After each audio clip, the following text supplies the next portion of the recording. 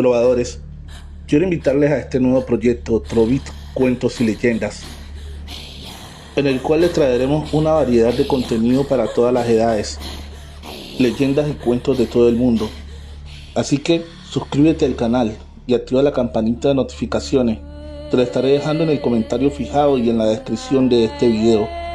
Ayúdame a llegar a los primeros 100 suscriptores, que pronto estaremos subiendo contenido. El Rincón del Terror, J.L. Sonayón, escritor. En la descripción de este video está el link de su página de Facebook. Síguelo. El Portal Nigromante.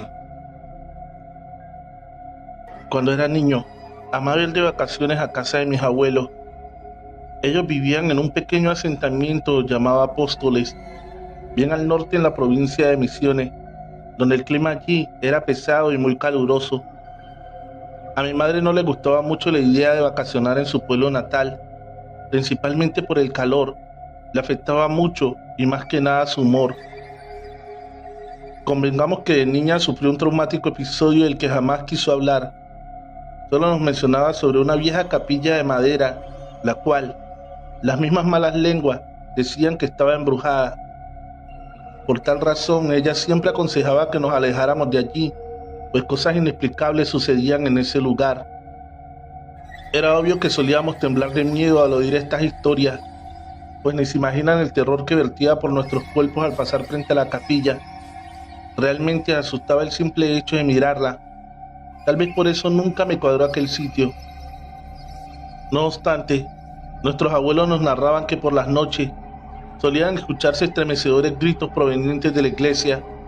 Además, siempre recuerdo a don Quique, el viejo almacenero, quien tardes enteras nos contaba aterradoras historias referentes al lugar. Tal vez, al ser tan inocente, me creía todos esos relatos y me los pasaba asustado. Todo lo contrario a mi primo Carlos, quien siempre justificaba las historias, explicando que eran inventos para espantar a los turistas de Apóstoles.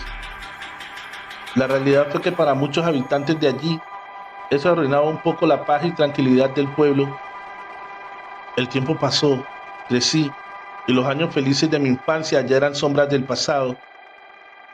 Había perdido a mis queridos abuelos, lo cual generó un derrumbe emocional enorme en mi vida. Pero eso era solo la antesala de lo que vendría, pues lo peor estaba a punto de llegar. En mi cumpleaños número 18, recibí la terrible noticia que un hijo jamás espera oír. Mi madre había sido diagnosticada con cáncer de páncreas y lo peor, su estado era avanzado y terriblemente agresivo. Ella luchó más de 6 meses con una enorme sonrisa, la cual un día terminó por apagarse, desapareciendo de su rostro para siempre.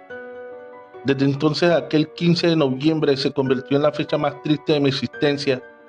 Había perdido a mi madre y con ella todo mi corazón. Los siguientes meses fueron muy duros. Nada era lo mismo. La casa se sentía vacía sin el carisma de mamá. Germán, mi hermano mayor, acababa de alistarse al ejército argentino,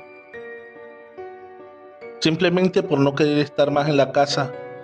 Valentina, mi hermana menor, se mudó con su novio lejos de la ciudad, y mi padre, que si bien siempre intentaba mostrarse fuerte delante de nosotros, lloraba desconsolado hasta altas horas de la madrugada. El terrible dolor nos consumió a todos por igual. Sin embargo, una fría y cruda noche de invierno, me encontraba solo en casa mirando televisión, mientras esperaba a mi padre llegar del trabajo. De repente, me adormecí por unos minutos, hasta que desperté ahogado y sin aire. Dios mío, acababa de sufrir una pesadilla horrible en la cual estaba mi madre. La podía ver encerrada, llorando en un lugar muy oscuro, donde había un árbol muy extraño, el cual llamaba mi atención. También podía verse una enorme puerta de roble con una cruz en su frente. Ese lugar me resultó muy familiar. Era la capilla de Apóstoles. Sin pensarlo 2 veces, llamé a la boletería de la terminal, logrando averiguar que a las 0:40 p.m. partía un microbús hacia Misiones. Para mi suerte, aún quedaban algunos pasajes en venta, Entonces armé rápidamente mi valija y tomé un taxi hasta la terminal. Llegué con lo justo para poder subir a bordo del bus y arriba, ya más tranquilo, le envié un mensaje de texto a mi padre explicándole que viajaba para despejar mi mente. Nada más, no quise entrar en detalles para no generarle más preocupaciones. El viaje fue largo y un poco accidentado. En 2 oportunidades el micro reventó sus cubiertas y a mitad de camino sufrió una avería de la manguera del radiador, problema que retrasó casi 3 horas. Resultaba raro, pero parecía que alguien o algo no quería verme regresar a Apóstoles. Por fin, después de casi 14 horas, había llegado a la terminal del pueblo. Allí estaba Carlitos, a quien llamé de camino para avisarle sobre mi llegada. Después de un fuerte y acogedor abrazo, él me miró fijamente, pues no lograba comprender qué estaba haciendo yo allí.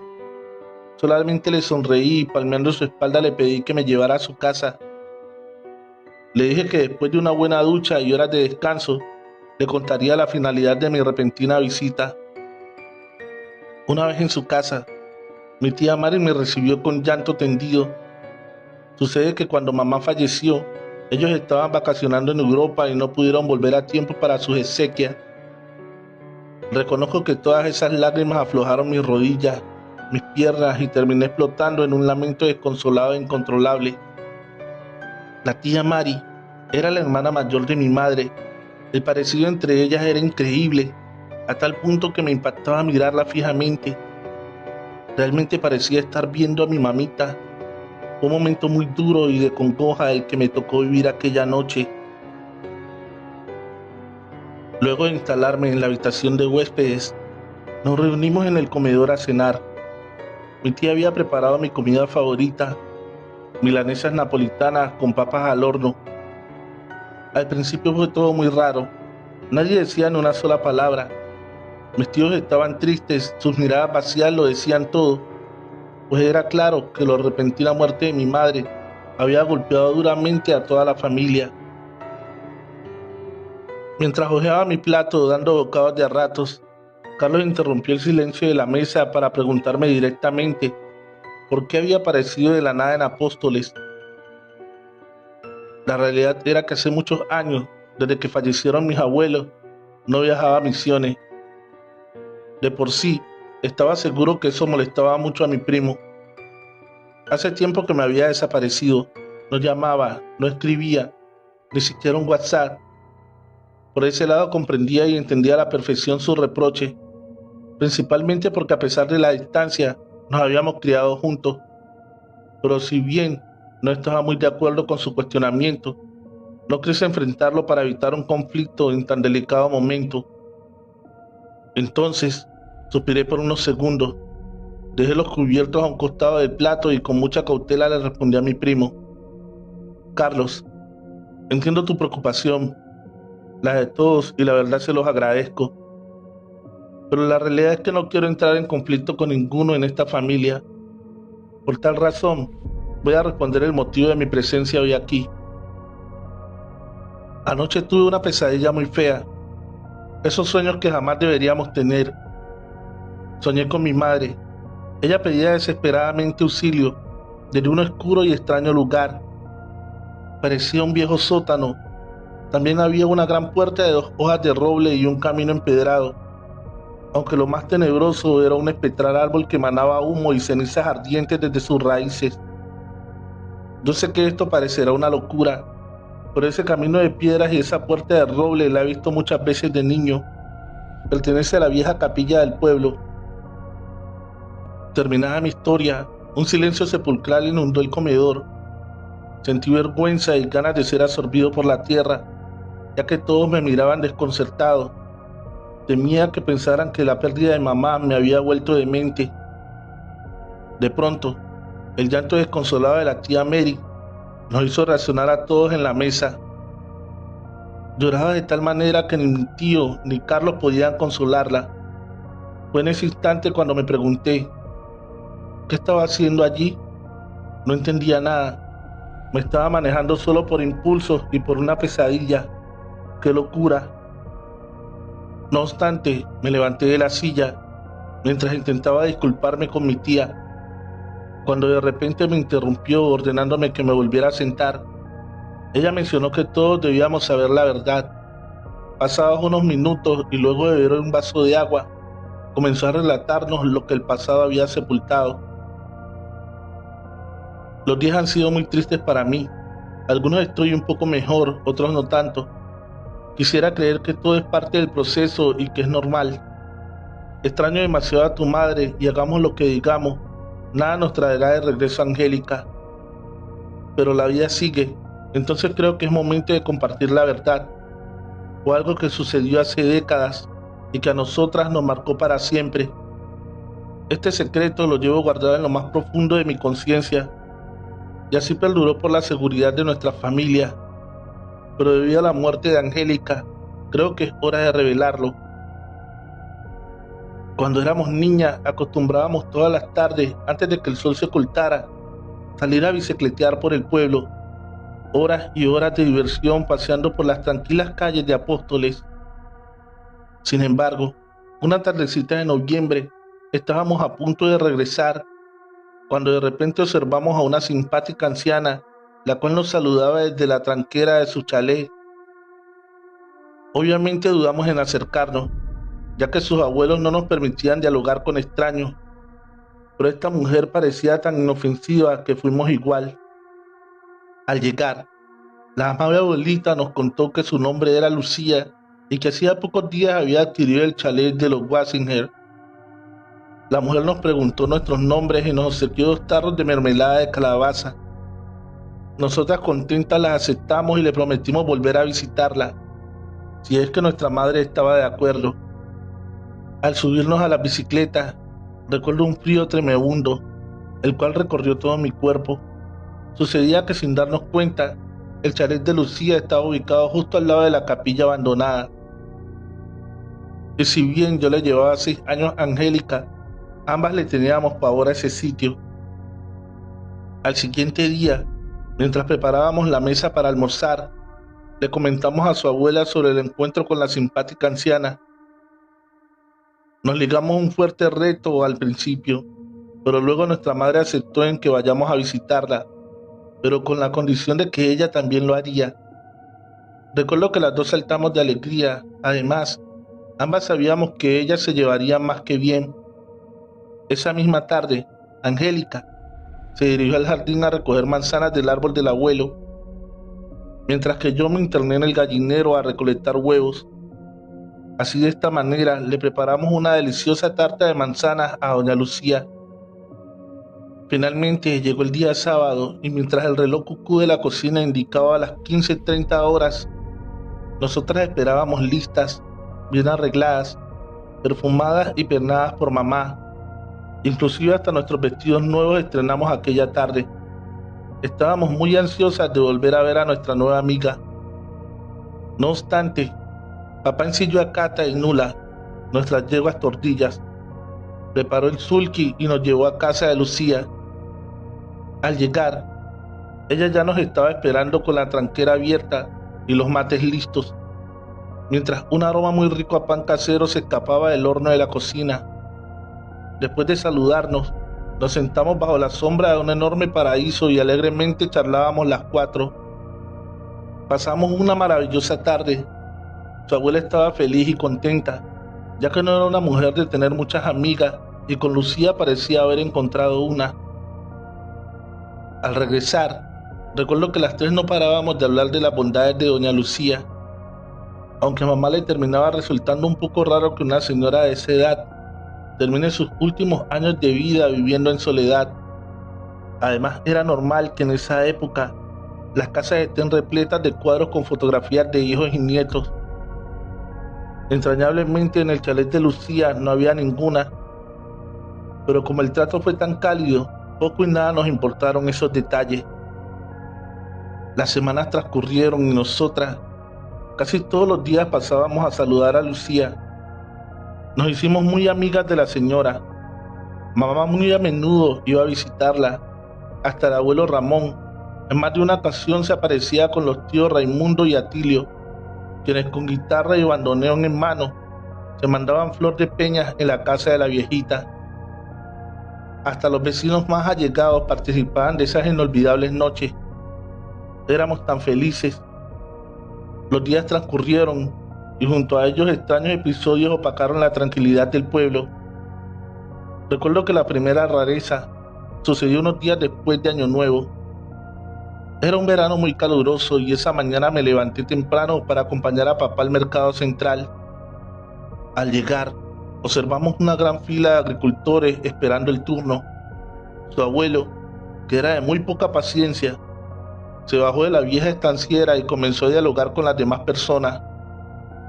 Como era muy temprano y la hilera estaba algo pausada, empecé casi sin darme cuenta a adormecerme.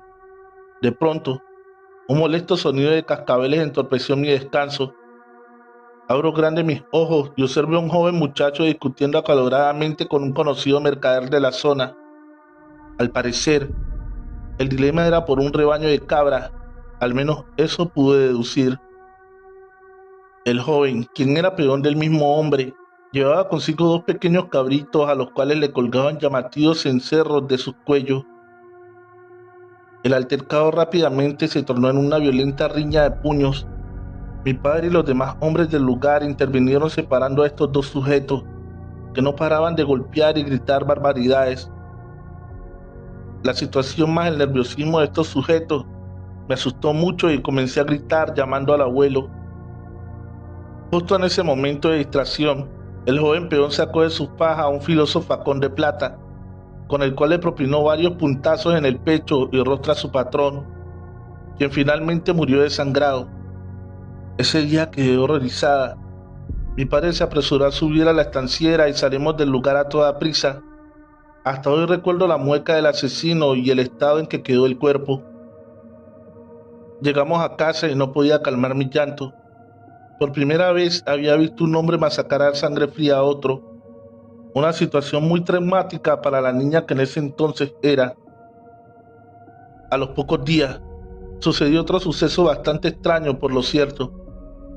Mi padre, leyendo el diario regional, se entera que el asesino, el cual estaba siendo buscado por la policía misionera, había sido hallado sin vida pendiendo de un añoso árbol en el fondo de la capilla, pero antes de tomar esa drástica decisión, había confesado en una carta todo lo sucedido y sus razones en asesinar al patrón.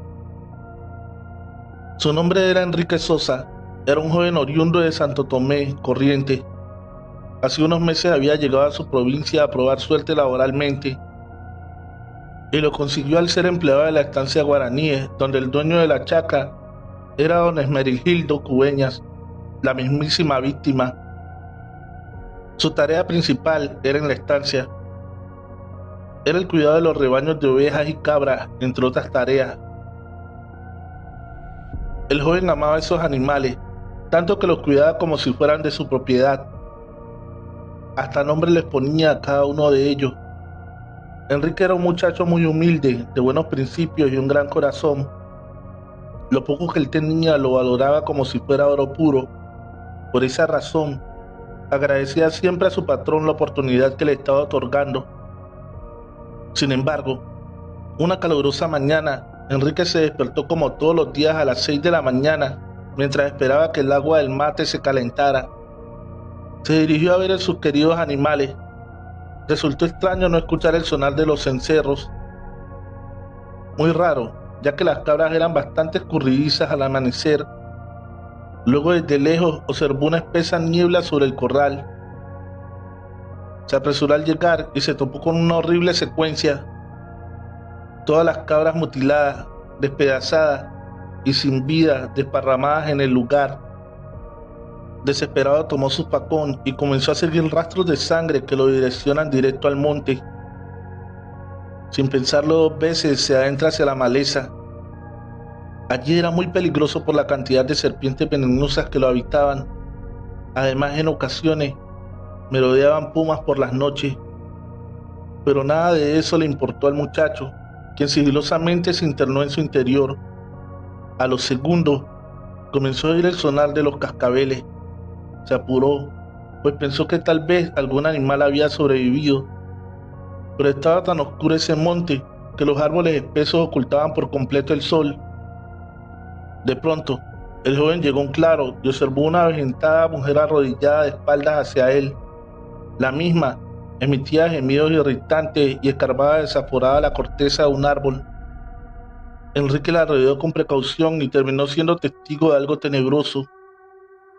La mujer tenía los dedos deshechos de tanto rasgar el tronco y, peor aún, sobre su boca colgaba el torso de una de sus cabras. Creer o reventar, pero esa anciana era el motivo de la muerte de todo su rebaño.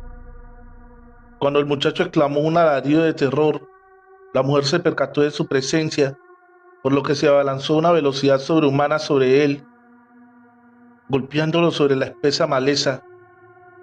Enrique tomó ágilmente su facón y de un solo corte le cercenó la cabeza a la anciana.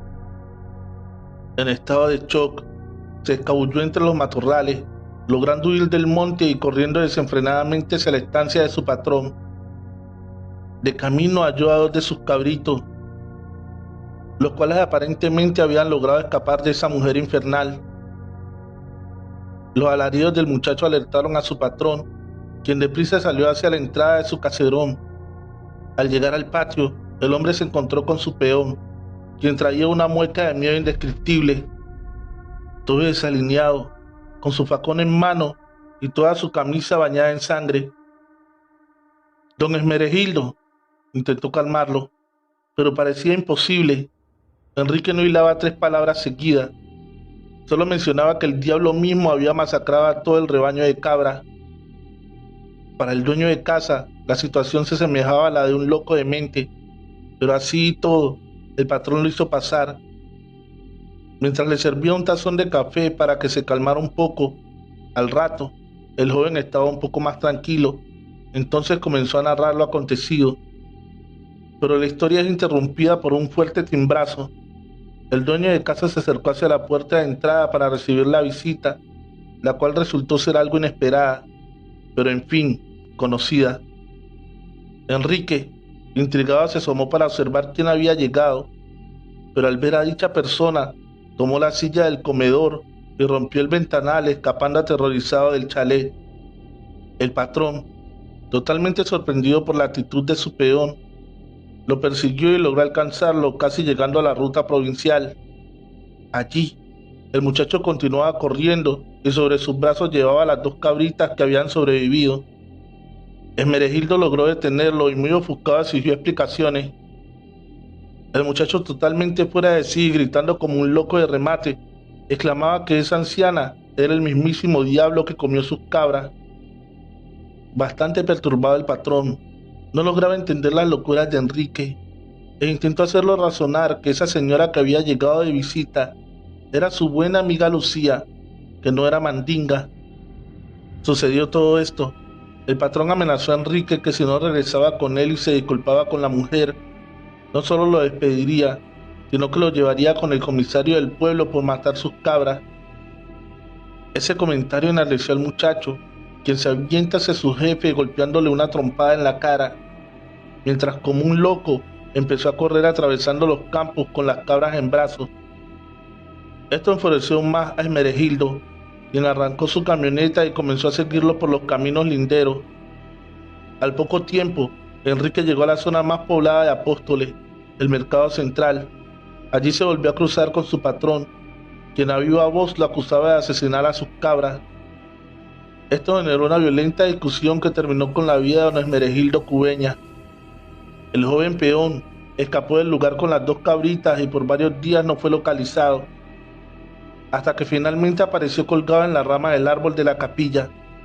Lo más raro fue que esa carta de confesión jamás pudo terminarla, por lo que nadie supo cómo y cuándo tomó la decisión de ahorcarse.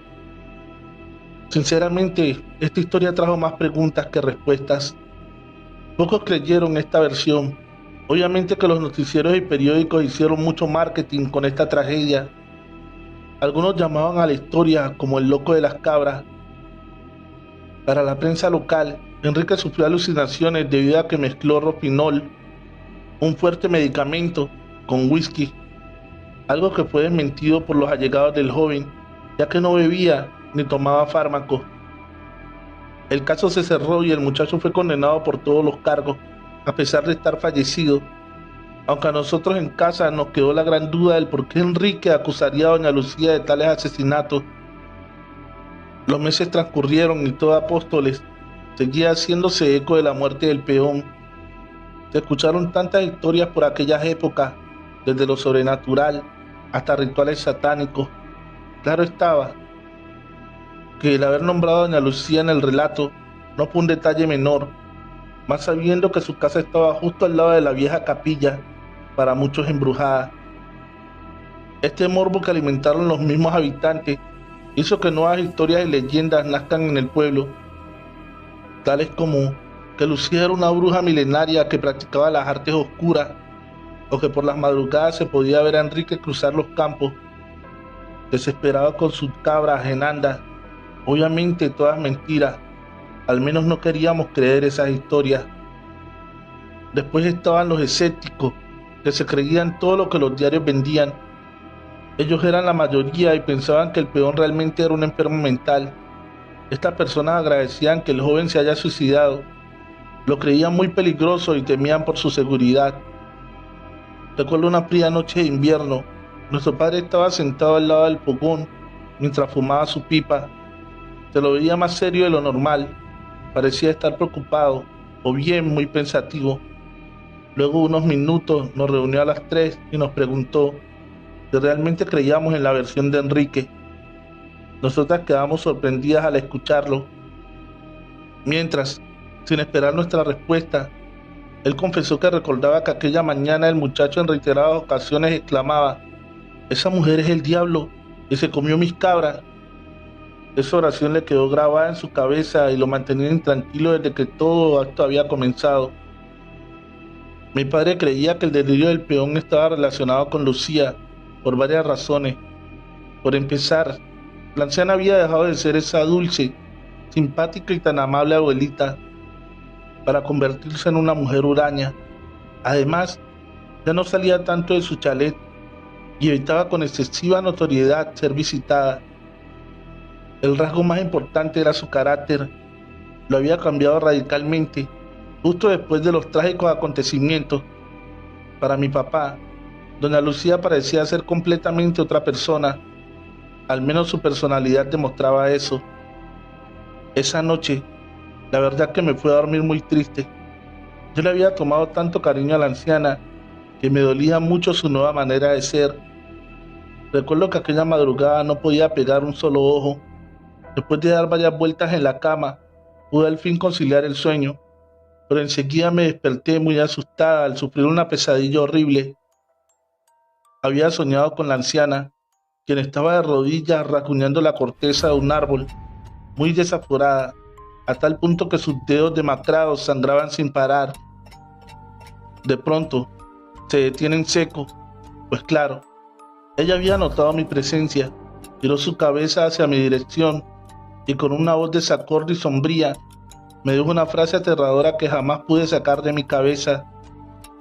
En 38 años, Angélica morirá y arderá en el infierno.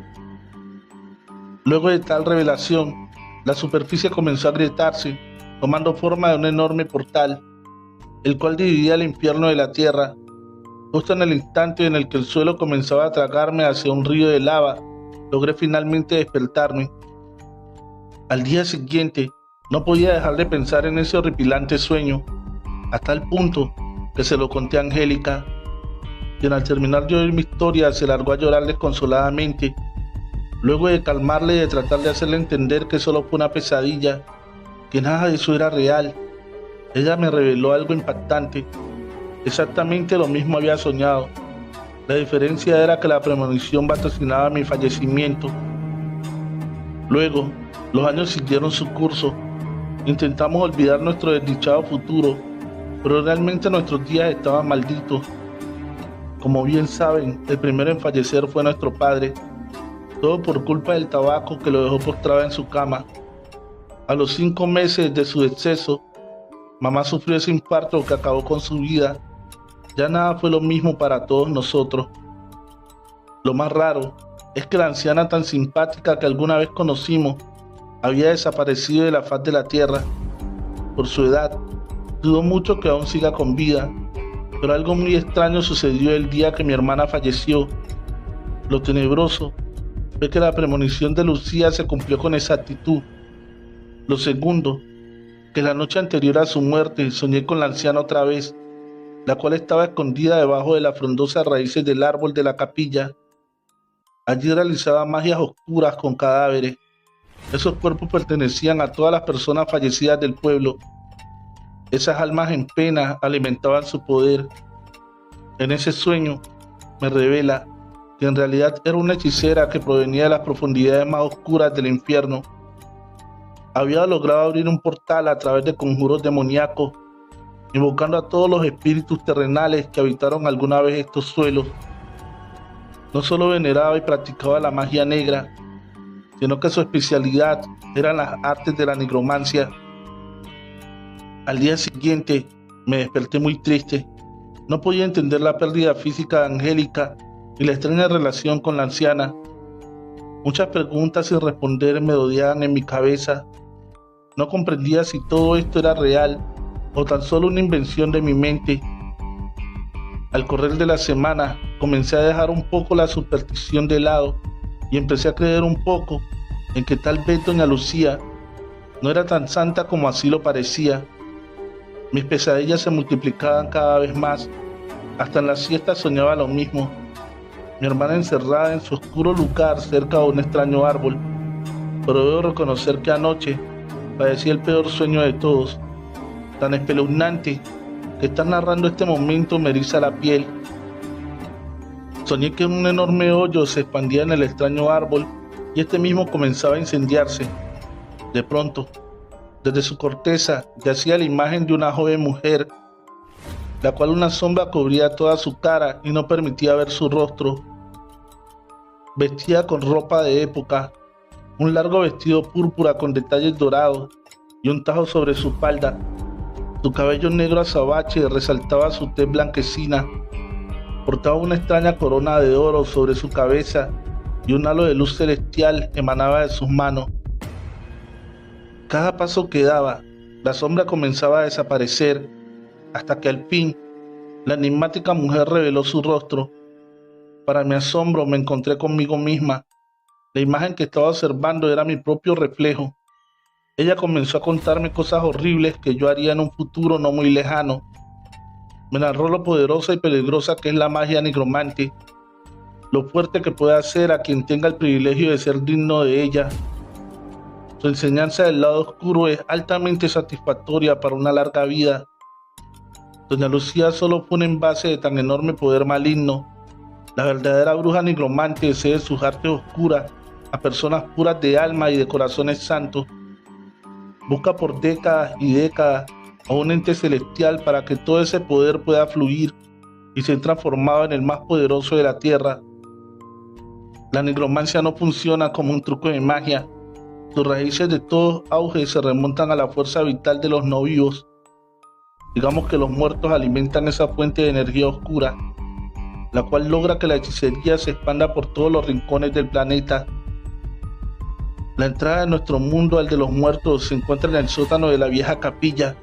Allí están encerradas más de 1000 almas en ese árbol infernal. Mi querida hermana es una de ellas. Les cuento esto porque aún no es tarde para rescatarla y salvarse ustedes. Anoche cuando desperté de mi pesadilla, sabía que tenía que hacer. Me levanté y fui caminando hacia la capilla. Como era de madrugada, nadie andaba por las calles, así que pasé desapercibida. Cuando llegué, entré por una puerta secreta en la parte trasera del templo. No me pregunten cómo sabía eso, porque ni siquiera yo tengo la respuesta. Solo sé que una voz extraña en mi cabeza me indicaba cómo entrar y hacia dónde debía ir. Una vez dentro, la oscuridad estaba iluminada por un incesante fuego que provenía del sótano. Allí, al bajar, observé el árbol que tantas pesadillas me había causado.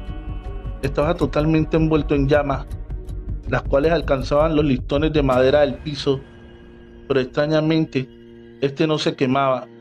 De repente, el suelo del sótano comenzó a socavar y a llenarse de grietas. Extrañas voces se podían oír desde su interior. Eran todas las almas que encerraba ese maldito árbol. De pronto, Un fogonazo infernal golpeó con gran fuerza mi cuerpo, y esa voz en mi mente obligó a abrir mi boca para que toda esa inmensa energía ingrese dentro de mí. La misma fue expandiéndose por todo mi ser. Fue en ese momento que pude ver en un rincón del sótano a mi hermana Angélica, quien lloraba implorando que me fuera de allí, pero ya era demasiado tarde.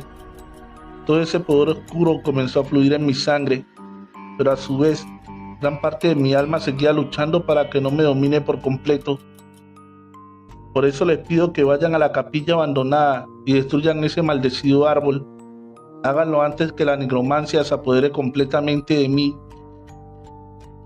En ese momento, totalmente atónito, no podía mover ningún músculo del miedo, escepticismo o vaya a saber qué. De todo lo que había escuchado, por un segundo pensé que esta mujer había enloquecido, pero no. De pronto el silencio fue cortado por el grito desaforado de mi tío, quien desencadenaba toda su furia sobre mi tía, tratándola de loca, enferma, y de un sinfín de palabras hirientes. Luego de la escena, azota la puerta del baño y se encierra en él. Por otro lado, Carlos no sabía qué hacer, sentía miedo y vergüenza a la vez, mientras mi tía lloraba desconsoladamente luego de todo lo sucedido. Entre sus lamentos seguía insistiendo que vayamos a la capilla. Nos imploraba que cumpliéramos la misión de destruir el demoníaco árbol. Era la única manera de salvarla a ella y de liberar a mi mamá. Sin embargo, justo en el instante que empiezo a creer que algo de esta historia tenía sentido, una horrible voz nació del interior de ella, haciéndonos saber que se nos había terminado el tiempo. En ese momento se levantó de la silla y comenzó a reír de forma alocada. Sus ojos brillaban como el fuego mismo y levemente empezó a flotar en el aire. Carlos, quien no paraba un segundo de gritar, alcanzó a huir hacia la calle. Mientras tanto, yo no pude hacerlo, pues me encontraba inmóvil, petrificado del miedo, hasta que de pronto un alarido aterrador se escuchó desde el interior del baño. Se trataba de mi tío, quien desesperado corría mientras su cuerpo estaba ardiendo en llamas. Mientras, al unísono se podía percibir la siniestra carcajada de ese ente que alguna vez fue mi tía. Ese segundo de distracción lo aproveché y salí a toda velocidad de la casa. De camino me topé con Carlos, quien envuelto en un ataque de nervios no dejaba de llorar. ¿Cómo para no hacerlo con todo el trastorno que habíamos presenciado? Lo agarré del brazo y casi a la fuerza lo llevé conmigo. No nos quedaba otra alternativa que intentar destruir el árbol de la capilla. Llegamos y el lugar estaba oscuro. Abrimos un pesado portón de madera y así logramos entrar. Sin embargo, una sombra delató que no estábamos solos. Se podía sentir la presencia de alguien a nuestras espaldas. Por suerte era un vagabundo ebrio que solo quería dormir en la capilla. Le dije que se fuera, pero él era muy insistente y nos siguió igual. Decidí enfrentarlo y le di un par de empujones, pero el matón sacó a relucir de su bolsillo una navaja y amenazante intentó lastimarme. Logré esquivarlo un par de veces hasta que rozó mi brazo izquierdo, el cual comenzó a sangrar un poco. En ese momento, el vagabundo abrió enormes sus ojos y empezó a apuñalarse hacia sí mismo, dándose muchos puntazos en su pecho, rostro y abdomen, hasta que finalmente colapsa y cae desvanecido sin vida. Algo extraño sucedía y creía saber de dónde provenía, pues nada bueno se estaba acercando. A lo lejos podía verse una estela de fuego flotar en el aire. Se trataba del aura de la bruja nigromante. Nos apresuramos y entramos por ese pasadizo que mi tía nos había mencionado. Fue así que con prisa nos adentramos al interior del sótano. Allí no se podía ver nada producto de la oscuridad que existía. Extrañamente los celulares dejaron de funcionar. Sinceramente estábamos aterrados estando allí. No obstante, encontramos el árbol, el cual se había incendiado como la pólvora misma. Seguido de esto comenzaron a suceder cosas muy extrañas. Rápidamente me doy cuenta que pasaba lo mismo que mi tía había soñado. Era exactamente lo que ella nos había narrado. Entonces, allí lo recordé todo. Principalmente que en un rincón estaba mi madre llorando. Entonces, sin pensarlo dos veces, Empecé a llamar a gritos por su nombre, pero no respondía. Su alma no aparecía, hasta que el sótano se iluminó aún más. La presencia, la presencia demoníaca de mi tía en el lugar ya era inminente. La bruja nos fue arrinconando en una esquina y comenzó a conjurar extraños hechizos. Cerré mis ojos y abracé a mi primo. Sabía que la muerte estaba tomándonos de la mano.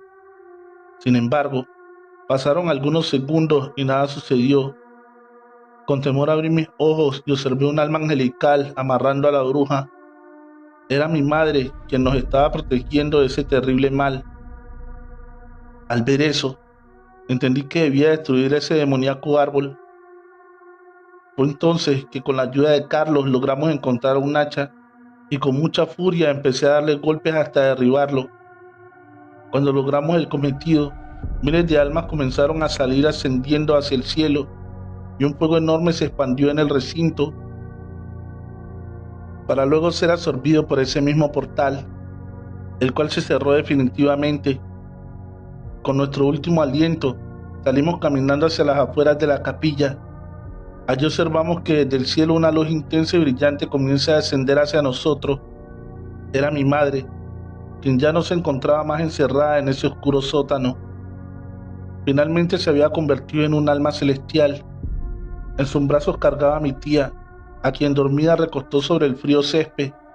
Luego de ello, acarició su rostro hasta despertarla. Entonces, ni bien ella logró abrir sus ojos, sonrió entre lágrimas, como sabiendo todo lo que había sucedido. Mi madre solo la observó con ternura, mientras despegaba con sus enormes y blancas alas hacia el cosmos infinito. Ella finalmente se había convertido en un hermoso ángel celestial. Ese día comprendí muchas cosas, que el mal no solo es un cuento para niños, existe y es real, pero sobre todo pude entender que la misión de mi madre no era solo de este mundo. Tal vez por eso fue conocida en la tierra como Angélica. Hemos llegado al final de este episodio. Agradecería que con tu ayuda, dejando tu pulgar arriba, logremos llegar a 1000 likes. Deja tu comentario y si aún no estás suscrito a este canal, dale fuerte al botón rojo de suscripción, activando la campanita de notificaciones. Comparte este video en tus redes sociales o con un amigo, eso ayudaría muchísimo. Feliz noche, Tomasito, escrito por Alex Morales Gómez. En la descripción del video, el link de su página de Facebook, Misterio y Terror Morales. Síguelo. El cuentero era un personaje muy conocido por aquellos tiempos. Era un hombre que llevaba las noticias de un lugar a otro. Contaba lo que ocurría a viva voz.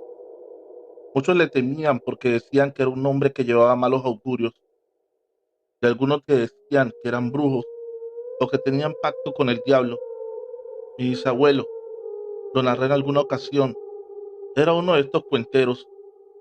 Tomasito Morales salía de su pueblo natal, San Rafael, cruzando montañas y valles para llevar noticias o historias fantásticas. Así que llegó a Caracolí, un pueblo como todos los de esta región entre montañas, y donde se creía en Dios tanto como en el diablo, en la Santísima Trinidad como en las brujas. Cuando Tomasito llegó al parque principal de Caracolí, prendió un tabaco, pidió un aguardiente y empezó con su relato. Eran eso de las 9 de la noche. Entre las montañas de Guatapé, San Carlos y Caracolí vive el diablo. En noches oscuras se oye rugir. Busca almas buenas para llevar con él, ya que las malas le pertenecen.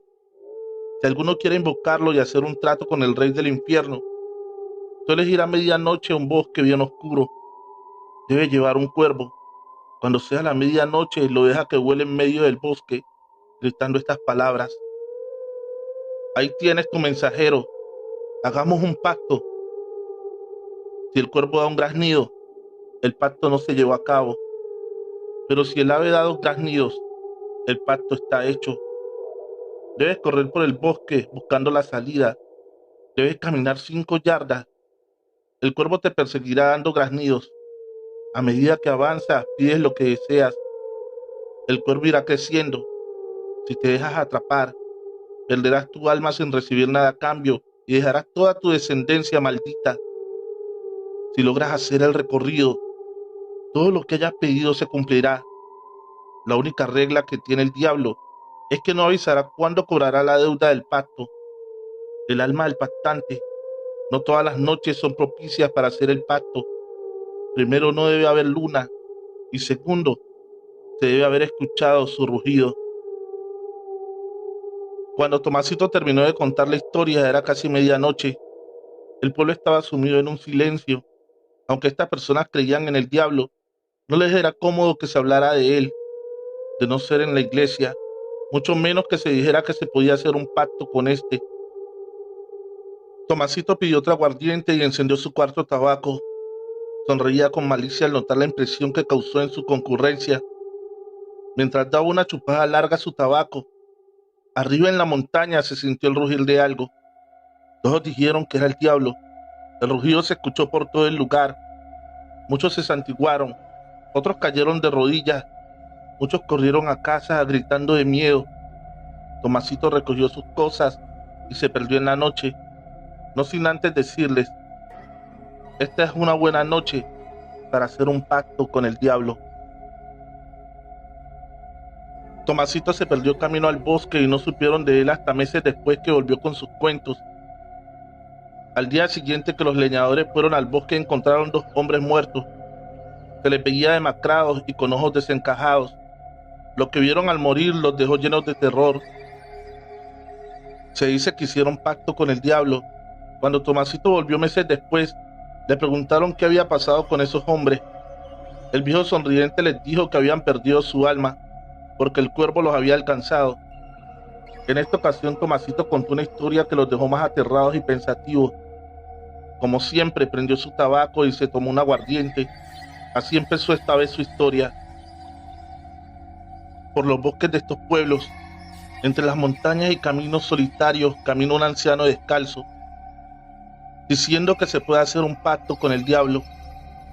Ese pobre hombre intentó hacer también el respectivo pacto, pero el cuervo transformado en diablo logró alcanzarlo. Este hombre lo huyó. Cuando llegó sobre él, era un simple cuervo muy grande, pero al pararse de frente era un hombre. No se podía decir cómo iba vestido porque se cubría con una enorme capa negra. Sus ojos eran fuego. Sí, así exactamente. 2 llamaradas ardientes. Su boca con una fila perfecta de dientes blancos. Su nariz aguileña como si fuera el pico del cuervo. Sus orejas y cabellos no lograban verse. Era aterrador verlo. Con una sonrisa malévola y fría, le ofreció perdonarlo. Solo se llevaba su legado por todos lados, contando el pacto que se podía hacer. Le aseguró que más son las almas que se pierden antes del pacto a las que llegan a disfrutar de él. El hombre aceptó y sigue vivo cumpliendo con su deber. En el pueblo se quedaron pensativos, mirando a Tomasito perderse de nuevo en el camino que llevaba al bosque. Iba descalzo como siempre. Años después le pregunté a mi padre qué tan real eran las historias del bisabuelo. Mi padre me dijo que solo lo hacía para ganar más oyentes, pero que solo eran cuentos. Trovadores, espero que les estén gustando estos relatos. De antemano quiero dar gracias por sintonizar este programa. Me ayudaría mucho que dejaras tu pulgar en el video. Tengo como meta que este llegue a 1000 likes. Así que te pido por favor, lo compartas en tus redes sociales o con un amigo. Continuamos. El recodo de las brujas, escrito por Ale Morales Gómez. Cuentan que después de muerto don Otoniel, nadie volvió a pescar en su lugar predilecto. El recodo de las brujas lo llamaban. Era un entrante del río bajo unos árboles grandes. Casi nadie se aventuraba a pescar allí, porque se decía que ese lugar lo visitaban las brujas. Solo Otoniel se atrevía a ir. Era él quien sacaba los peces más grandes. Por esto se decía que tenía un pacto con el diablo o que era brujo. Lo cierto es que en vida del viejo, algunos osaban pescar allí, pero después de la muerte del viejo nadie se atrevía a visitar el recodo. Aseguraban no solo ver las brujas, sino el alma de Otoniel que seguía por allí rondando. El viejo empezó a deteriorarse de un día para otro. Sin más cayó en cama y dejó de comer y beber ningún líquido. A ese paso no duraría 2 semanas, decían los médicos. Pero así pasaron 4 meses sin comer y beber. Se volvió un cadáver en vida. Daba unos gritos espantosos, pidiendo que por favor lo mataran. Pero ¿quién podía cumplirle ese capricho que lo podía llevar a la cárcel? Se dice que esa noche que por fin murió, un gran huracán azotó el poblado. El río se creció como nunca antes, llevándose animales y destruyendo cultivos. Juan Jesús, un joven de esos que llaman especiales, lo sorprendió la tormenta en una pequeña choza al lado de donde vivía Otoniel. Este joven asegura que él vio llegar la tormenta. Era un hombre vestido de negro que llegó volando. Entró en la casa de Otoniel y salió jalando a este de los pies. Al salir de la choza, se desató la tormenta. Tormenta que era el mismo hombre de negro y quien llevaba a Otoniel por los aires, mientras este gritaba que lo perdonara. Desaparecieron entre la tormenta y la oscuridad. La verdad, pocos le creyeron la historia al joven. Decían que había visto visiones debido al miedo de la tormenta. Llegué nuevo al poblado, pescador como todos aquí. Antes pescábamos con redes y arpones, pero las nuevas leyes impedían usar estos últimos y solo podíamos pescar con caña. Claro que era más complicado, pero era la ley. Salí cuando aún no salía el sol. Ya eran pasadas las 11 del día y no había podido sacar nada, ni para nuestro propio consumo. Sabiendo la historia del recodo de las brujas, decidí que debía ir a probar suerte allí. Era yo un hombre adulto para dejarme asustar por esos cuentos. El recorrido de donde yo estaba al recodo siempre era largo. Así que llegué al lugar a eso de las 3 de la tarde. Hacía un sol radiante. Quienes pescamos por allí sabemos que esa no es una buena hora para la pesca. Hay que esperar a que sean casi las 5 de la tarde. Así que saqué lo que mi esposa me había empacado para comer y lo hice con toda la paciencia del caso, esperando que fuera la hora. Cuando faltaba un cuarto de hora para las 5, empecé a tirar el anzuelo al agua. Tiro al agua, es a la canasta. Eso sí era pescar. Llevaba unos 15 peces ya, cuando se escuchaba un aletear de animales. Claro que yo los escuchaba en el aire, pero yo miraba el agua del río, porque esta daba grandes olas como si de un cardumen de peces grandes se tratara. Mi anzuelo estaba en el agua, cuando siento el jalón de un gran animal. Olvidé todo lo del revolotear de aves y el movimiento del agua. Me concentro en sacar ese gran pez.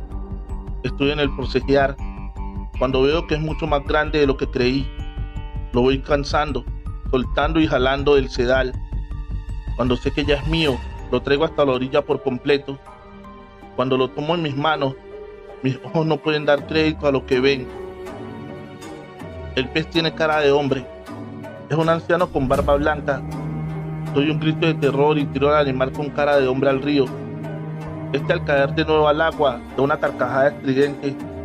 Yo tomo la canasta con los peces y corro como perseguido por el diablo. En verdad así me siento, porque detrás de mí, corriendo, volando por las copas de los árboles, algo me persigue dando chillidos. En momentos suena como chillidos, en otros como risas. No sé lo que es. Solo sé que tiene que ser seres demoníacos y sigo mi camino a toda prisa. Eso sí, sin soltar nunca la canasta de los peces. Al llegar a un pequeño puente me encuentro un anciano que me pide venderle los peces. Miro hacia atrás y noto que ya nada me persigue, así que me agacho a sacar mis tropeos de pesca, pero al abrir la canasta veo que solo hay cenizas negras. Levanto la mirada para decirle al anciano que no tengo que venderle, cuando lo que veo, unos cuantos pasos del suelo, está volando. Me sonríe, pero no con cordialidad. En su cara, más que nada en sus ojos, se ve maldad y odio. Caigo de rodillas ante tan fantasmal aparición. Caigo en cuenta que el anciano es el mismo en la cara del pez.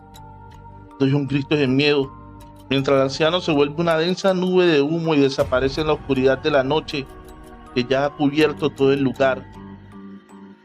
Yo no conocí a Otoniel, así que conté la historia, esperando que me dijeran que ese pez era Otoniel, pero no fue así. Los rasgos de este no coincidían con el viejo pescador. Una tarde que volví a la pesca encontré a Juan Jesús. Me dijo sin siquiera saludar que la cara del pez era la cara del hombre que trajo la tormenta y se llevó a Otoniel, no a su cuerpo, pero sí a su alma, recalcó el joven y siguió su camino sin esperar una respuesta mía. Trovadores, espero que les estén gustando estos relatos de nuestro querido amigo y escritor Ale Morales Gómez. Recuerda suscribirte a este canal y activar la campanita de notificaciones para que no te estés perdiendo este tipo de relatos. Aún tenemos unos más por contar en esta emisión. Continuamos. Brujas de mi pueblo, escrito por Ale Morales Gómez. En mi pueblo era muy común que se hablara de brujas. Se decía que éstas negaban la existencia de Dios y no comían comidas con sal, porque les impedía volar. Claro que yo no creía en esos cuentos. Aún era muy joven cuando me fui a vivir una vereda bastante alejada del pueblo. Allí conocí a una linda chica y salimos unos cuantos meses. Pero al fin terminé la relación porque ella era bastante posesiva, así que me fui a vivir mucho más arriba. Allí conocí a otra joven con la cual empecé a hacer planes de matrimonio. Unos días antes del matrimonio me llegó una carta de mi anterior novia, donde me pedía que por favor no me casara. Ella aún me amaba. Si me casaba, ella no me dejaría ser feliz. No presté atención a esa carta y la quemé. No quería tener nada que me perteneciera a esa mujer. Una tarde, casi al llegar la noche, volvía de las labores del campo, donde había un gran árbol y una gran sombra sobre este. Se mecía y lo hacía mover como si de un pequeño árbol se tratara. Lo que hubiera allí tenía que ser muy grande para moverlo de tal manera. Me quedé atento intentando ver de qué animal se trataba. De un momento a otro, eso que había en el árbol, de una carcajada chillona. Nunca la había escuchado, pero supe de inmediato que se trataba de una bruja. Así que saqué el machete y le encaré diciéndole que me dejara en paz o se la pelearía conmigo. Aquello voló, pero al levantar el vuelo se veía una bola de fuego que se reía. Yo guardé el machete y quise seguir mi camino, pero no podía verlo. Yo seguía ahí mismo al lado del gran árbol, pero no había camino. Estaba perdido. Emprendí rumbo sin importar dónde, pero cada tanto estaba en el mismo lugar, al lado del árbol grande. Cada que me percataba que seguía en el mismo punto, escuchaba esa risa. Aunque ya no veía la bola de fuego, con mis esperanzas perdidas, me senté al lado del árbol y me dormí.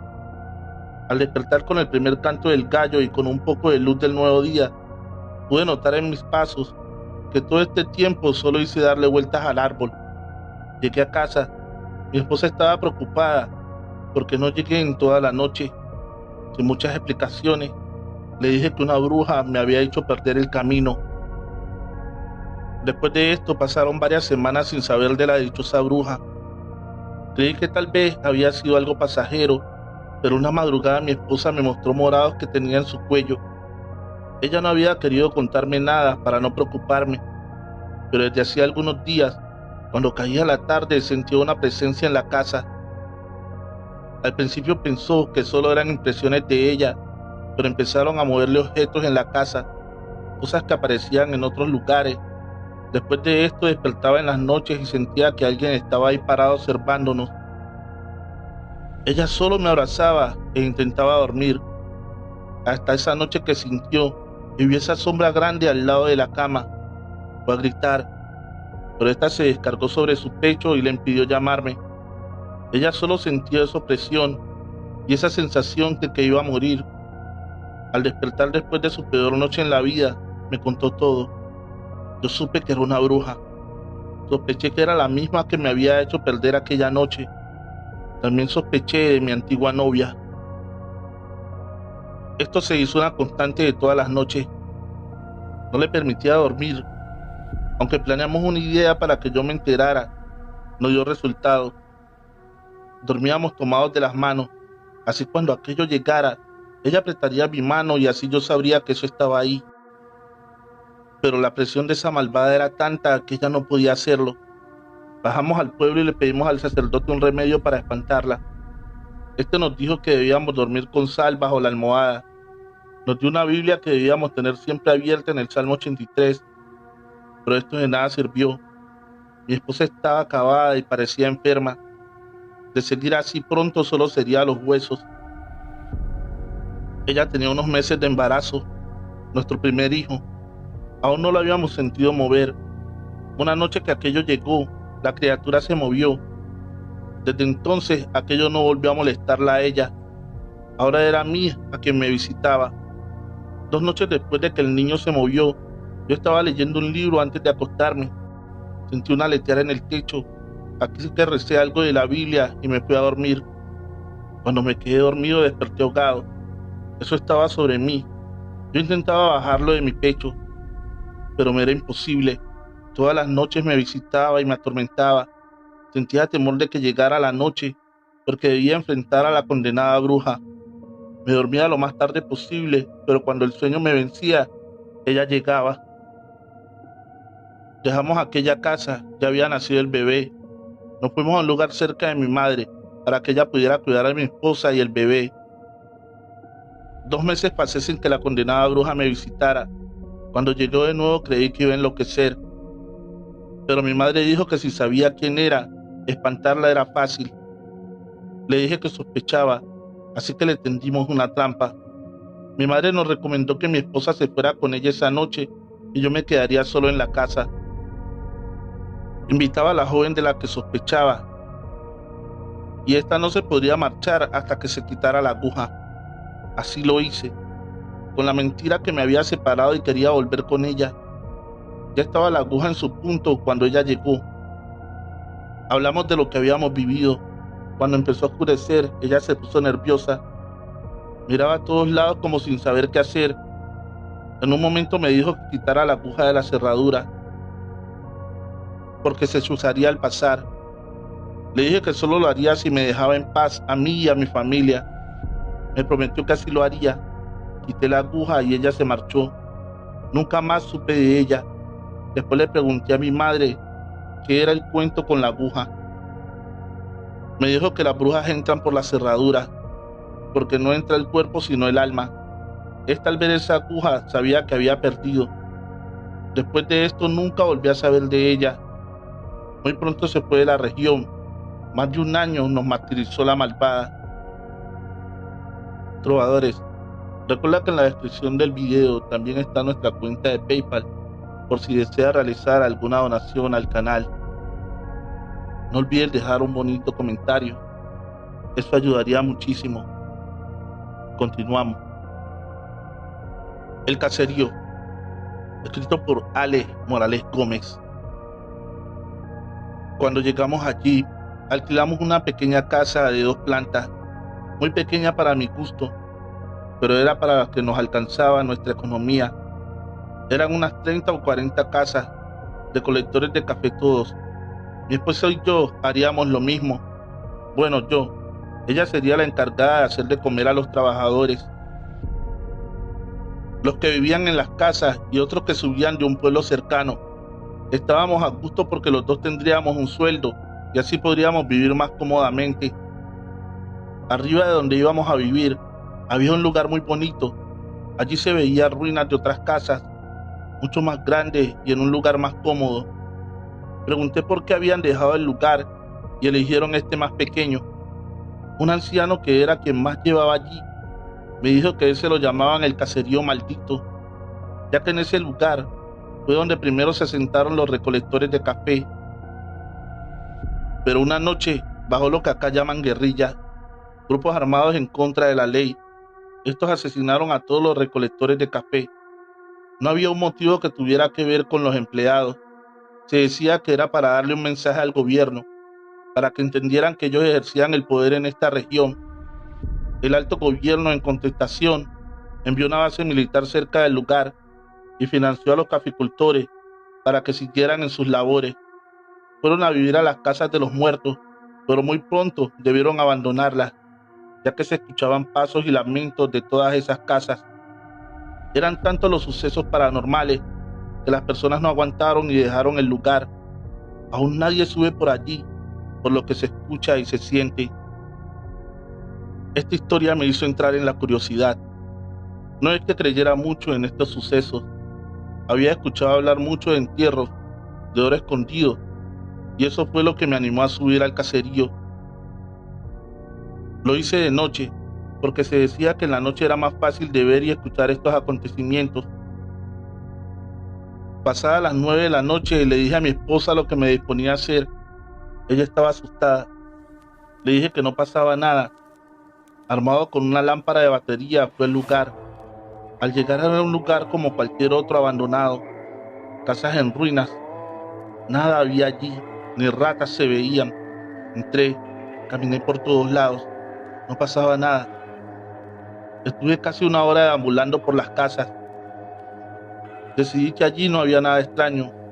Iba a volver a casa cuando algo en el ambiente me hizo sentir que algo no estaba en su normalidad. No podría decir el qué a primera vista, pero después noté que una niebla cubría el lugar donde estaba, solo el lugar del caserío. Todo quedó cubierto por aquello. Creí que tal vez solo era cosas del clima, pero quería volver a casa. La lámpara se le fundió la bombilla, quedó oscura por completo, cuando unos lamentos me hicieron volver la mirada. No provenían de una casa en específico, se escuchaban en todas las casas. Era un simple lamento, pero se te metía por los poros y llenaba cada célula de tu cuerpo de terror. Así que sin pensarlo más, decidí que me iba a casa. Allí pasaba algo tenebroso, pero no distinguía el camino de regreso en medio de esa niebla. Estaba confundido y perdido. Los lamentos que antes se escuchaban retirados estaban junto a mí. En todos los rincones, un olor a sangre se entró por mi nariz, tan fuerte que debí cubrirme. Yo iba y venía como loco, sin saber a dónde. En un momento dado, vi sombras.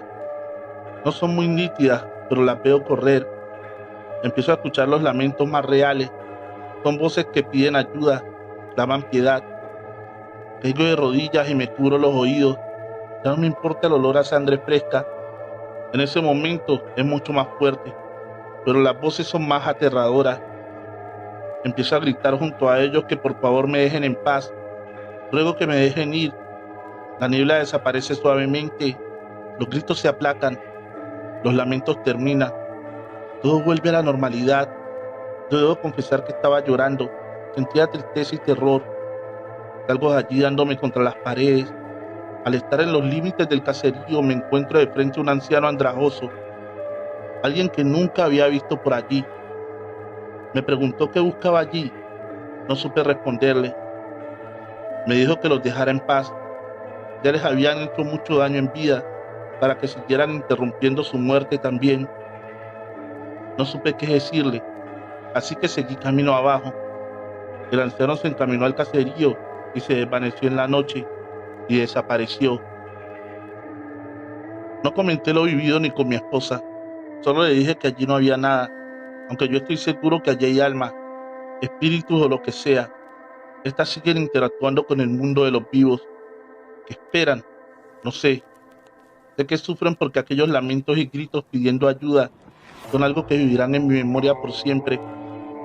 Pasó esa cosecha, nos fuimos a otro lugar. Yo nunca quise volver allí. Solo ver ese caserío me hacía poner la piel fría. Confesión, escrito por Ale Morales Gómez. En aquel entonces, al pequeño poblado no se sabía de algún caso de brujería confirmado. Aún así, el viejo sacerdote llamaba desde su púlpito a sus feligreses a denunciar cualquier caso del mismo. Decía también que aunque las brujas tenían pacto con el demonio, ni este ni ellas tenían tanto poder, así que las debían combatir protegidos por su fe.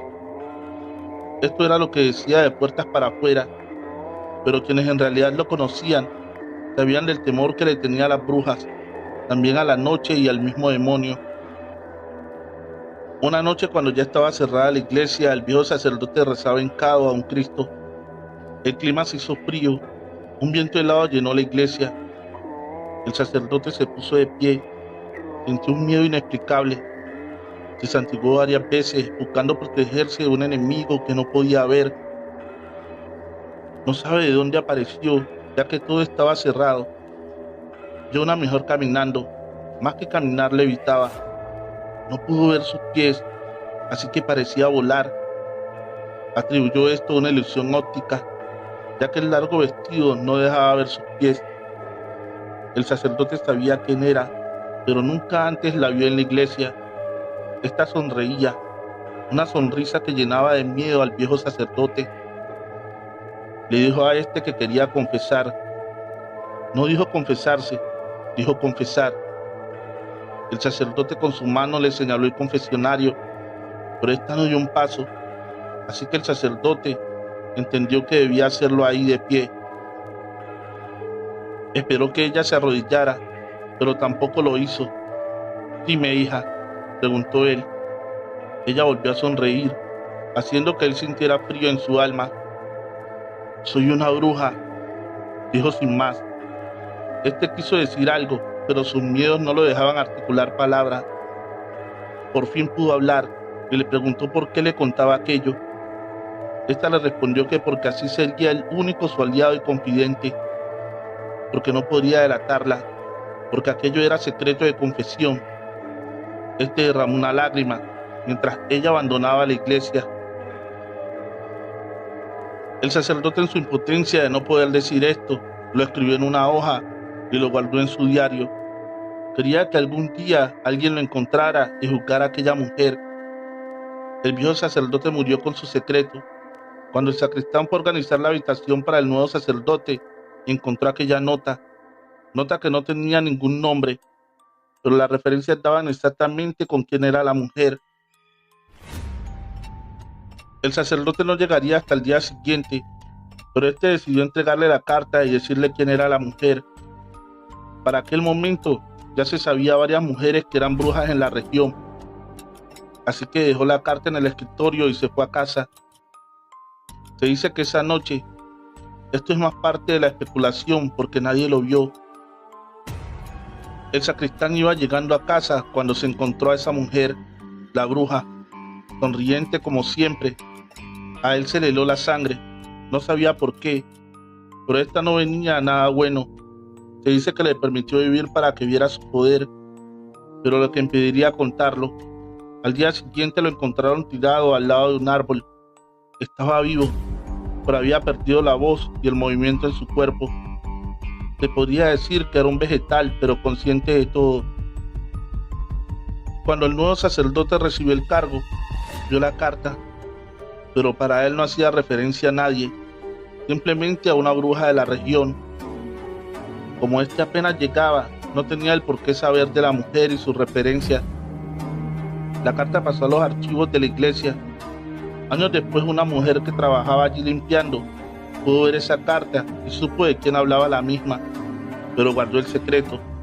Era su propia abuela, la misma que murió de vieja en su propio lecho, porque se cree que las verdaderas brujas tenían tanto poder que nunca llegaron a ser juzgadas.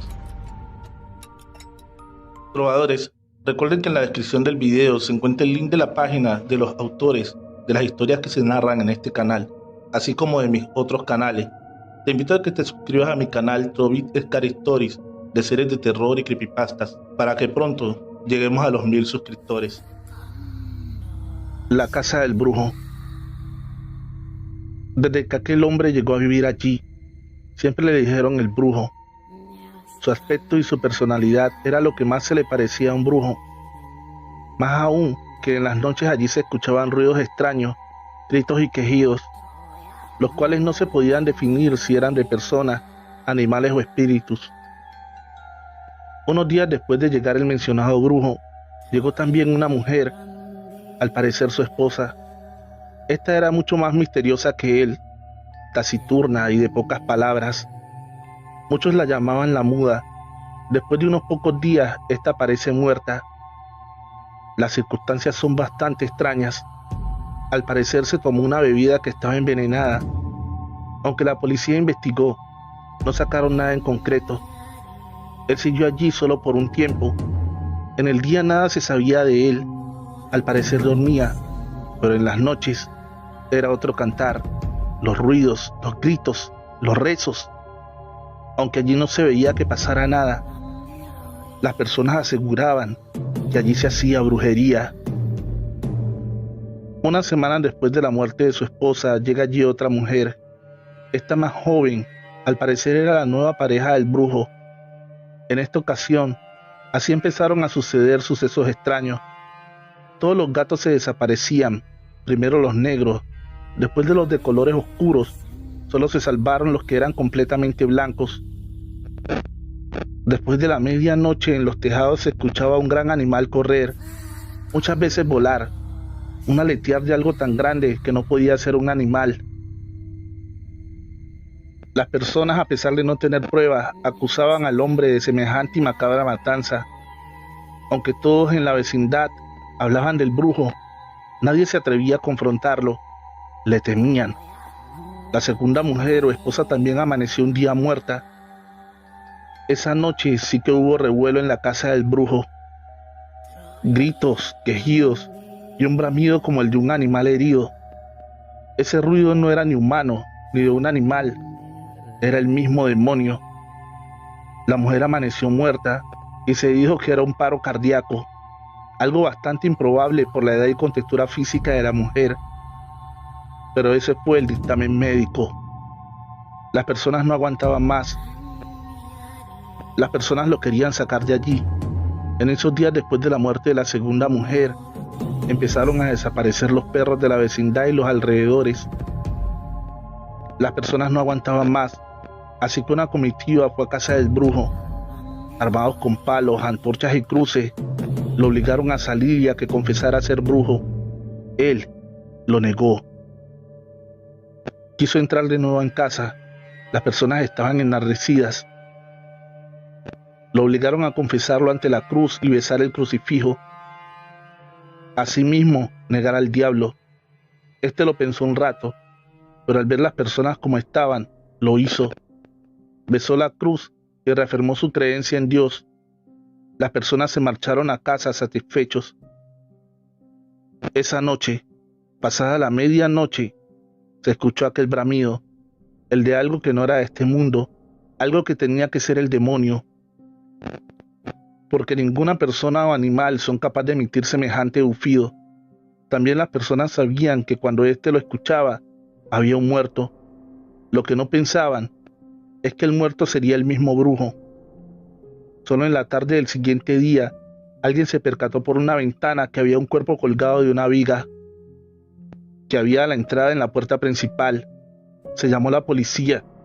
La investigación dice que el hombre se colgó por la presión de la comunidad, pero la realidad es que la viga era bastante alta para que él pudiera colgarse solo.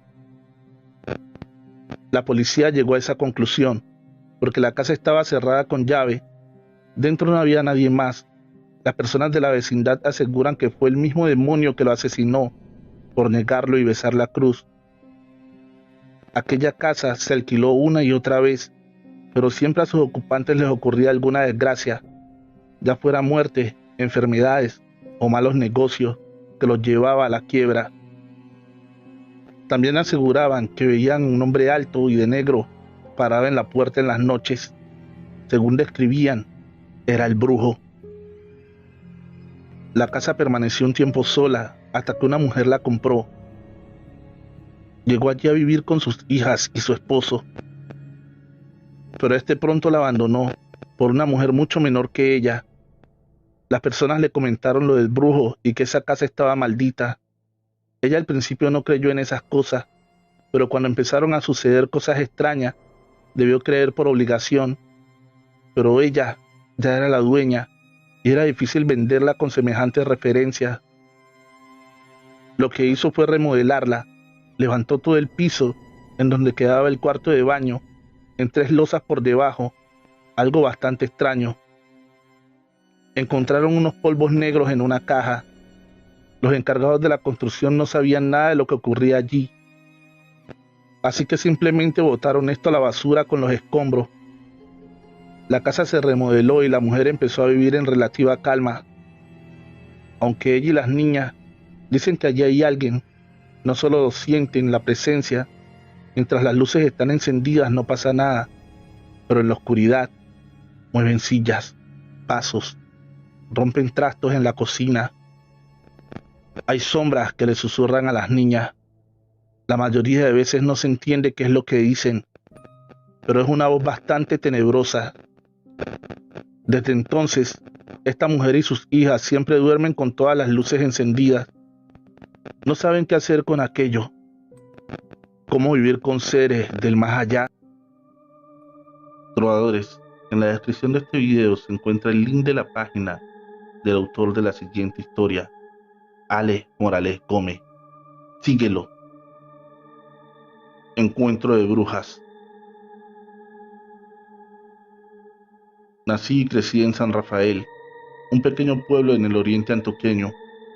En Colombia, es un pueblo reconocido por sus ríos cristalinos. De allí viene el nombre por el que es conocido en el mundo turístico, embrujo de aguas cristalinas. Esta palabra embrujo tiene la connotación de magia, pero también de brujería. Hablar de brujas y aquelarres se hace de forma jocosa y burlesca. En mi pueblo desde niño, escuchamos hablar de las brujas y cómo éstas molestaban a mis tíos, padres y abuelos. No los dejaban dormir, se les subían en el pecho, corrían por los tejados y todo lo que se dice de las brujas. Yo de niño les tenía el pavor, más aún que mi madre siempre nos amenazaba con estas. Lo más real que viví con las brujas fue sus risas en los tejados.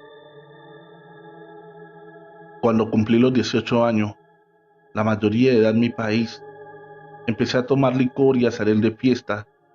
Aunque mi madre me recriminaba el consumo de licor, mi padre intervenía y le decía que me dejara ser hombre.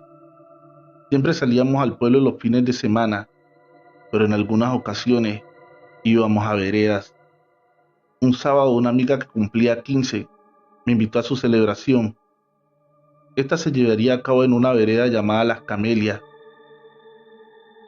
Es muy conocida por el tema de las brujas y los espantos. Ya antes narré una historia de las muchas que se cuentan allí, pero esa hace parte de otra historia. La que nos toca hoy es esta. Llegamos a la celebración, muchos jóvenes de nuestra edad. A eso de las 12 terminó todo. La celebración se llevaba a cabo en un salón comunal. De allí debíamos ir a la casa de la compañera, donde dormiríamos otros 2 amigos y yo. Debo confesar que iba bastante ebrio. La noche era bastante oscura y fría. En un momento dado, me perdí de las otras personas que iban en el camino. Estaba en un lugar que no conocía. A pesar de esto, busqué un gran árbol. Me senté y me dispuse a dormir. Ya en cualquier momento me buscarían. Al poco tiempo me quedé profundamente dormido. Desperté cuando alguien me llamaba. Alex, Alex, Alex, despierta. Abrí mis ojos, pero allí no había nadie, solo oscuridad. Traté de ubicarme, pero seguía en un lugar extraño. Me despabiló con la intención de seguir algún camino, cuando a unos 20 metros o algo así, veo 6 mujeres desnudas. Las veo danzar alrededor de un pequeño muñeco, un becerro o un carnero. Bailan y cantan en un idioma que no entiendo, porque estoy muy ebrio o porque es una lengua extranjera. Voy a acercarme a ver qué pasa, cuando noto algo extraño. El becerro iba aumentando de tamaño. Quedo ahí plantado, aterrado, aterido, yerto. El becerro crece hasta ser más grande que un hombre. De un momento a otro da un bufido infernal. De su boca sale una llamarada de fuego. Las mujeres dan algunos gemidos de contenido erótico, como si estuvieran teniendo un orgasmo. El ambiente se hace más denso, la noche más oscura. Una niebla negra cubre todo, un olor a azufre. Las mujeres siguen en ese trance mientras el becerro demonio da bufidos tan tenebrosos que yo tiemblo como un niño. no solo es lo que hacen, no solo es el becerro. En el aire vuelan criaturas aladas que van dando chillidos como los de un animal herido. Aunque el sonido es un chillido, para mi entender se ríen, vuelan tan cerca que puedo ver sus ojos como fuego. Parecen murciélagos, pero tan grandes como un perro. Sus garras suenan cuando rozan las ramas de los árboles. Busco un lugar a donde huir, pero estoy en una reja de esas criaturas demoníacas.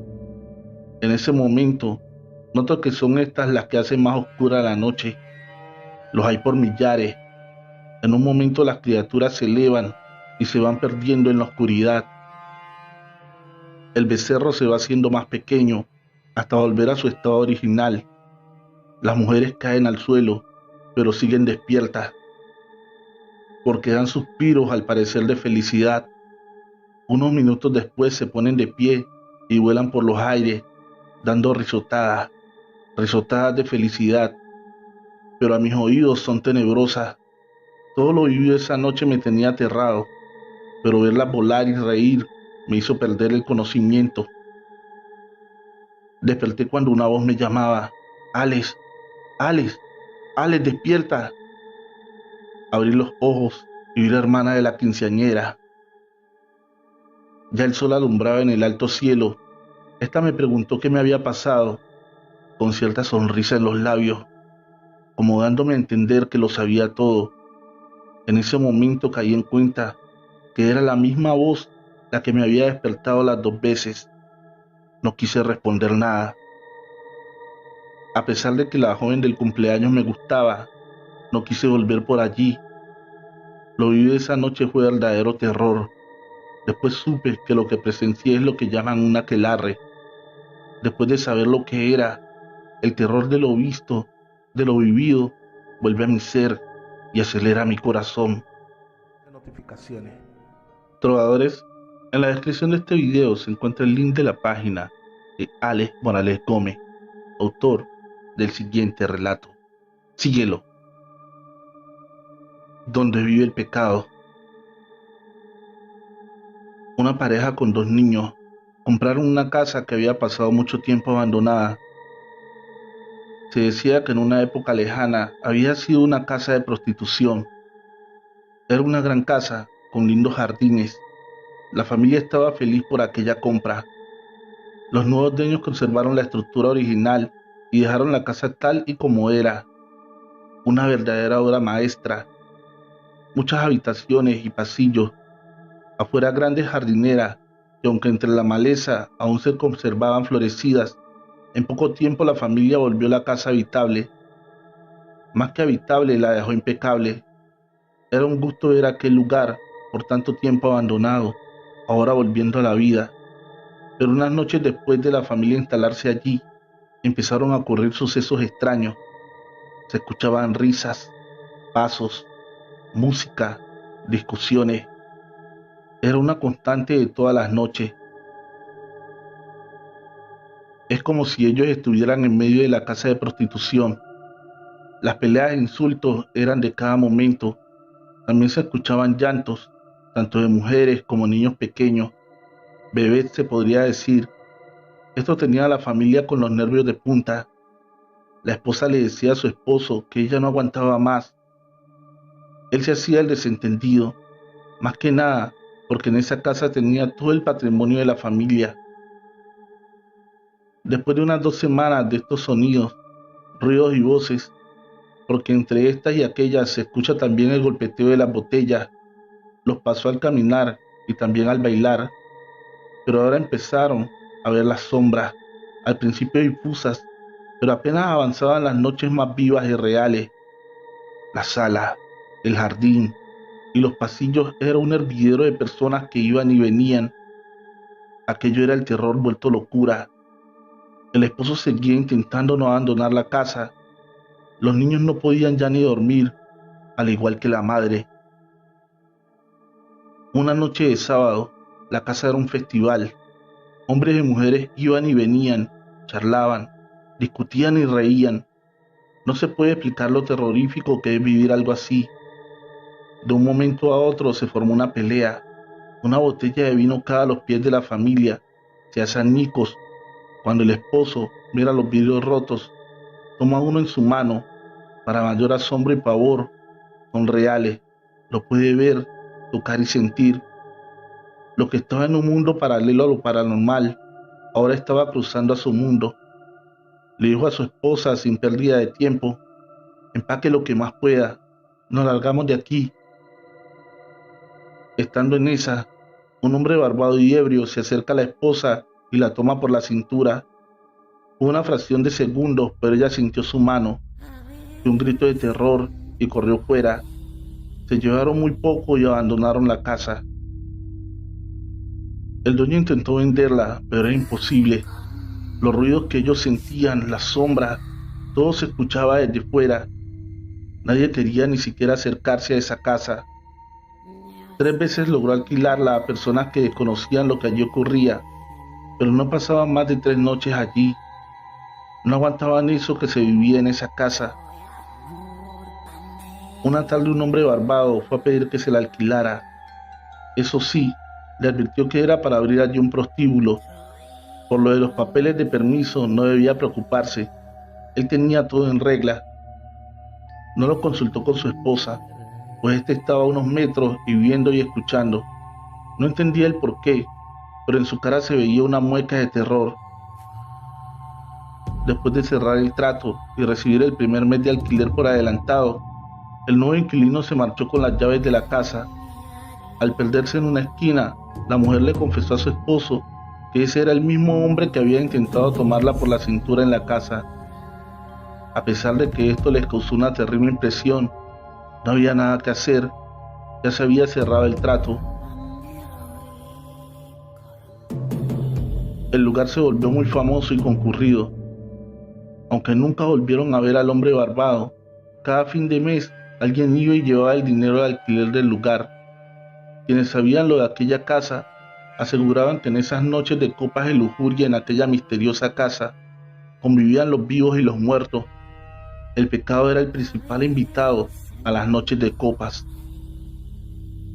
Después de varios años, la alcaldía de la ciudad compró este y otros terrenos para construir algunos edificios de interés social.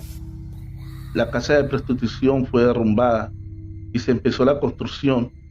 Bajo el piso de la misma se hallaron una gran cantidad de huesos humanos, tanto de personas mayores como de bebés, al parecer recién nacidos. La alcaldía debió parar la construcción, o al menos en aquel lugar específico, mientras se llevaba a cabo una investigación. Nada se sacó en claro de lo que allí había ocurrido. Se dilató tanto esa construcción que el terreno quedó ahí, en una extensión de tierra abandonada, llena de maleza. Las personas del lugar aseguran que en las noches se escucha música, risas, insultos y voces. Lo que sea que habita allí, ahí sigue y seguirá por la eternidad. Hemos llegado al final de este episodio. Agradecería mucho que me dejaras un comentario sobre qué tal te pareció este relato. Recuerda suscribirte y activar la campanita de notificaciones. Feliz noche, trovadores, amantes de cuentos.